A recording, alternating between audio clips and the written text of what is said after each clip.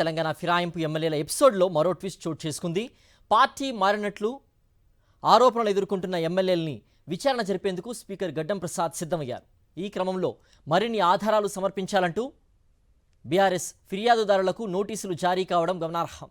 ఎమ్మెల్యేలు బండ్ల కృష్ణమోహన్ రెడ్డి, సంజయ్, గూడెం మహిపాల్ రెడ్డి, పోచారం శ్రీనివాసరెడ్డి, కాళ యాదయ్య, తెల్లం వెంకట్రావులకు తాజాగా నోటీసులు జారీ అయినట్లుగా తెలుస్తోంది. అలాగే ఫిరాయింపుల అభియోగాలకు సంబంధించి బీఆర్ఎస్ ఫిర్యాదుదారులకు స్పీకర్ నోటీసులు పంపించారు.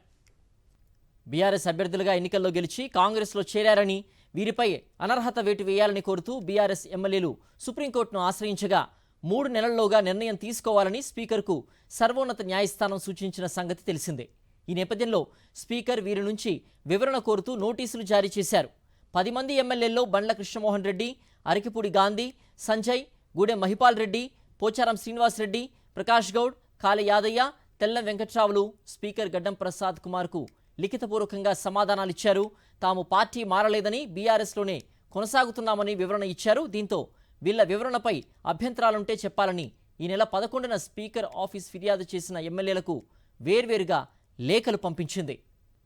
అయితే వీరితో పాటు నోటీసులు స్వీకరించిన శాసనసభ్యులు కడియం శ్రీహరి, దానం నాగేందర్ మాత్రం ఇంకా సమాధానాలు ఇవ్వలేదని తెలుస్తోంది. ఇప్పుడు నోటీసులపై సమాధానాలు ఇచ్చిన 8 మంది ఎమ్మెల్యేల వివరణలపై తమ అభ్యంతరాలను అఫిడవిట్ రూపంలో అందజేయాలని ఫిర్యాదు చేసిన బీఆర్ఎస్ ఎమ్మెల్యేలకు శాసనసభ కార్యదర్శి వి నరసింహాచార్యులు పేరిట లేఖలు వెళ్లాయి. స్పీకర్ వద్ద విచారణలో భాగంగా నోటీసులు స్వీకరించిన ఎమ్మెల్యేలు, ఫిర్యాదు చేసిన ఎమ్మెల్యేల వాదనలు ఉంటాయి. కాబట్టి తదుపరి విచారణ కోసం లీగల్ ఫార్మెట్లో అభ్యంతరాలను ఇవ్వాలని ఆ లేఖల్లో పేర్కొన్నారు. లేఖ అందిన 3 రోజుల్లోగా అందించాలని గడువు విధించారు.